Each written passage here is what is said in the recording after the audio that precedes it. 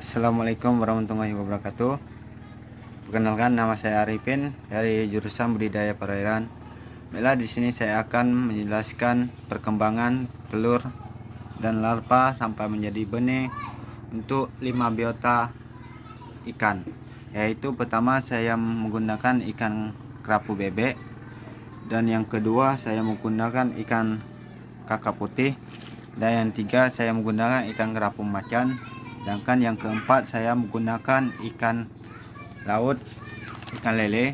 Yang kelima saya menggunakan ikan bauli hitam. Baiklah, saya akan menjelaskan satu persatu dari 5 biota tadi. Baik, yang pertama kita masuk saja, yaitu perkembangan awal larva ikan kerapu bebek. Baiklah, di sini saya akan jelaskan yaitu telur ikan kerapu bebek yang telah dibuahi biasanya melayang atau mengapung di permukaan air atau pantonis, berbentuk bundar dan transparan, serta permukaan licin. Telur ikan kerapu bebek biasanya berdiameter 816 sampai 935 mikron, panjang 2,6 mm, dan gelombang minyaknya sekitar 191 sampai 240 ion. Bila selanjutnya itu definisi kualitas telur adalah kemampuan telur untuk menghasilkan benih yang baik. Potensi telur untuk menghasilkan benih yang baik tentu oleh beberapa faktor. Yang pertama, ada faktor fisik, genetik, dan kimia selama menjadi perkembangan telur. Baiklah, kita masuk yang kedua, yaitu perkembangan awal larva ikan kakap putih. Bisa kita lihat dari kamera nih guys. Telur yang dibuahi mengapung di permukaan, sedangkan yang tidak dibuahi tenggelam dasar bak. Contohnya, yang dibuahi itu yang hidup, sedangkan yang tidak dibuahi itu akan mati. Kemudian telur yang mengapung dikoleksi dan dipindahkan ke dalam bak-bak penetasan. Telur yang sudah dibuahi berbentuk bundar, permukaannya licin, transparan, dan berdiameter 0,69 sampai 0,80 mm. Bila selanjutnya itu benih kakap putih yang baru menetas, disebut juga larva atau kabur. Bisa kita lihat. Nah, itu berukuran 1,5 sampai 2,5 mm. Sedangkan sebuah kantung kuning telur yang satu gelombang minyak pada bagian depannya. Baiklah, kita masuk ke tahap yang ketiga, yaitu tahap biota yang ketiga, yaitu perkembangan benih ikan kerapu macan. Nah, setelah telur dibuahi 43 menit kemudian dimulai perkembangan embrio. Dimulai dari stadium sel 2, sel 4, sel 8, sel 16 sampai sel 128 atau disebut dengan micelle, Maura, Pleistola, dan Kestura, dan kemudian meningkat menjadi embrio yang sudah berkepala serta memiliki bola mata dan tunas ekor. Selanjutnya itu pemeliharaan ikan kerapu macan dilakukan pada bak atau tangki. Bisa pada bak, bisa pada tangki. Fiberglass berbentuk persegi panjang atau rectangular dan bulat atau circular dengan volume 0,5 1,0 sampai 3,0 dan 10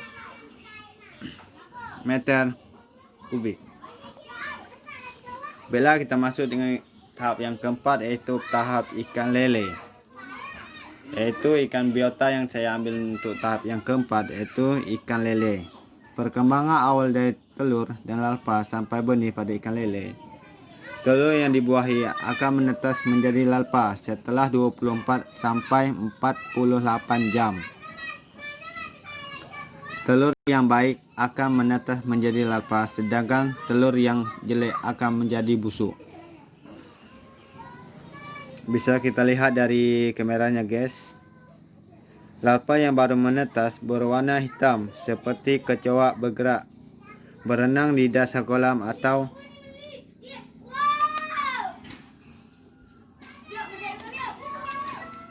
melayang di sekitar serabut kakaban.